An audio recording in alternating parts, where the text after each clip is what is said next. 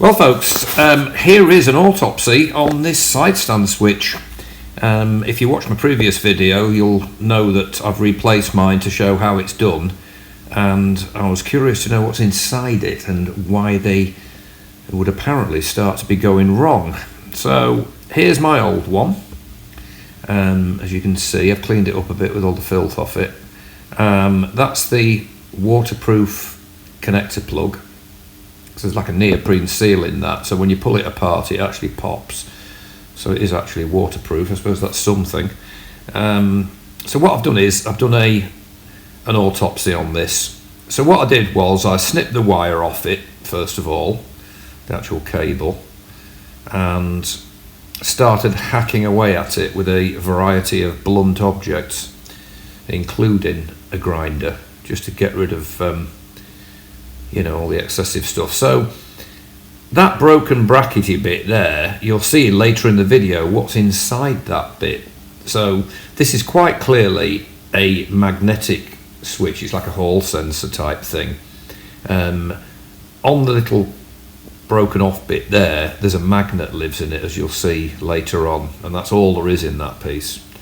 On the other side, however, it's a somewhat different story. So I started hacking away at it. Can you see the groove there on the top right? And you've got that circular indentation. Well, in there is a little magnet, very small, but quite, like a little rare earth magnet. And on the other side, that's where the complications are beginning to arise, I think, with these switches. So what I did was I put it on a grinder and I chavelled off the side of it. And you can see, or I saw when I was doing it, there's a circuit board there. So what I did was get a wood chisel and a hammer, and then I split it apart, a bit like cracking open a mollusk, and lo and behold, you'll see what's inside it. So okay, let's have a little look at what's inside this. I've split it open, but here is the big reveal. So look at that.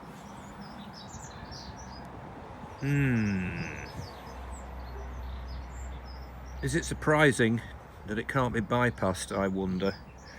Now, I'm no electronics engineer,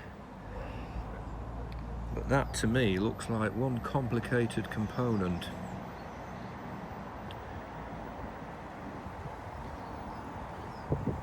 Lots going on in there. You can see I've cut the cable off here.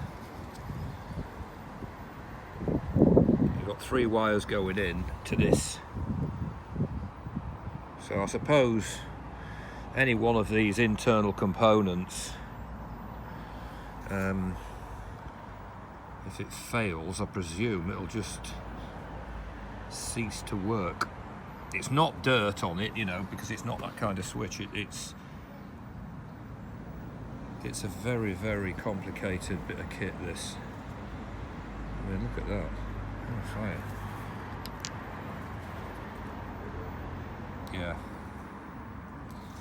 I mean, I don't know, maybe electronics people would have an idea, but that's where the cable goes in there, look.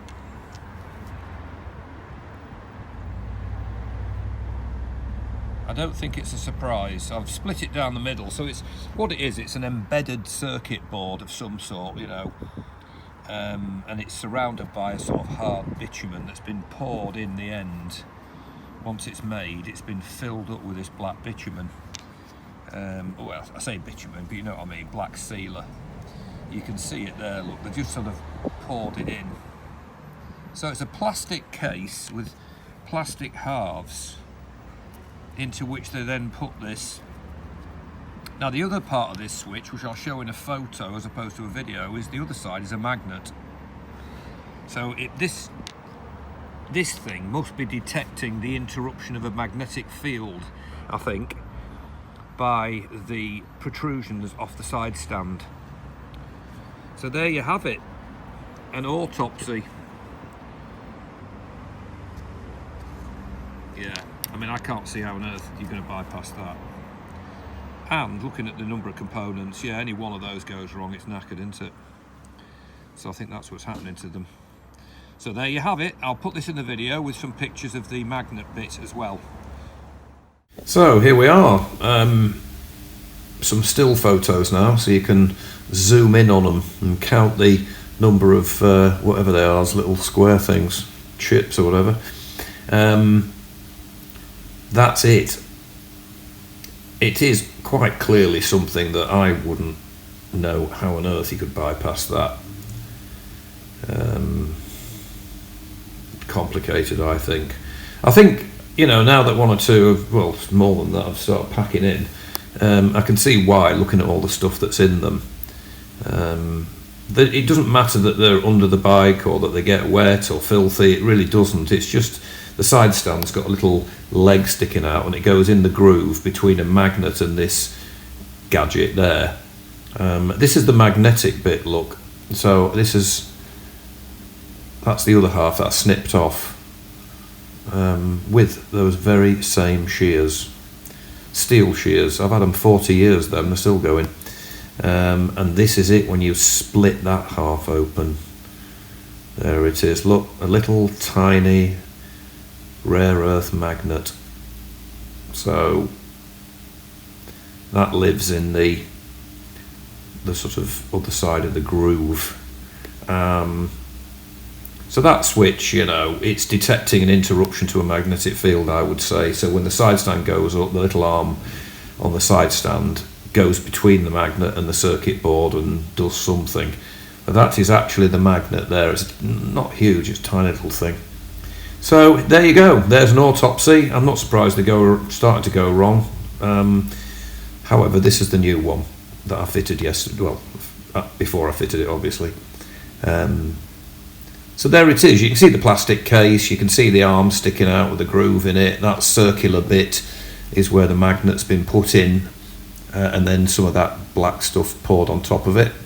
So there you have it, an autopsy. I hope that is of interest to anybody that likes smashing things up and seeing what's inside them.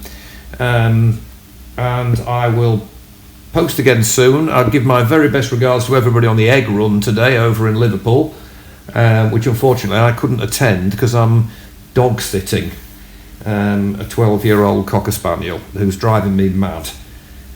So I couldn't go, but I wish everybody the best on that one, and I'll speak again soon. Bye for now.